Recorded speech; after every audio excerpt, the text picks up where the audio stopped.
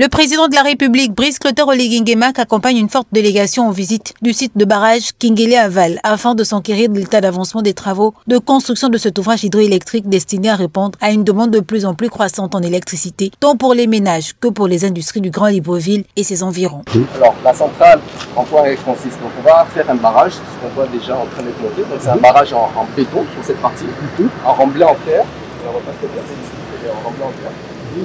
Et ensuite, on voit donc les trois gros tuyaux qui sont installés en haut du barrage. En fait, ce sont les prises d'eau.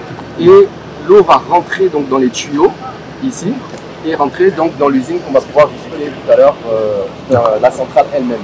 Cette eau qui, en rentrant dans l'usine, va faire tourner les turbines et produire de l'électricité. Et cette électricité va aller au poste électrique que vous avez croisé sur le chemin. Et ce poste électrique-là, c'est lui qui va injecter sur Libreville.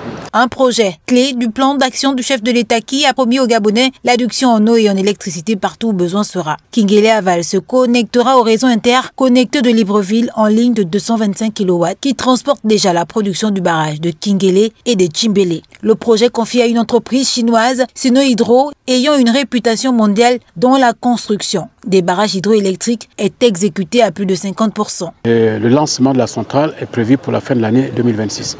Donc le chef de l'État qui est venu ce matin toucher du doigt les réalisations s'est rendu compte de non seulement la hauteur du projet, le niveau des infrastructures, le niveau des investissements qui sont de l'ordre de 120 milliards de francs CFA avec 28% de mobilisation de fonds propres et 72% de mobilisation de financement extérieur.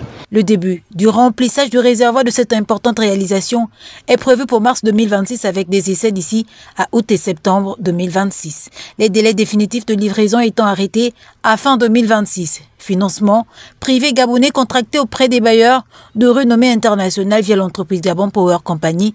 L'aboutissement du chantier produira 35 MW, soit 13% des besoins du Grand Libreville. Sur le plan économique, ce projet est une aubaine pour 50 entreprises locales qui y participent. À ce jour, plus de 480 personnes, dont 350 Gabonais, sont employées sur le site, en plus des nombreuses infrastructures socio-éducatives créées grâce à la RSE.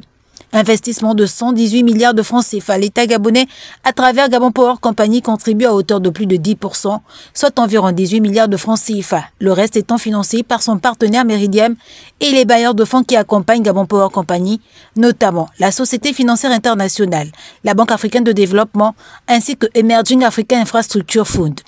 Un système de financement non souverain qui permet à l'État de se soustraire de la logique de la dette publique en favorisant un remboursement par la commercialisation de l'électricité produite.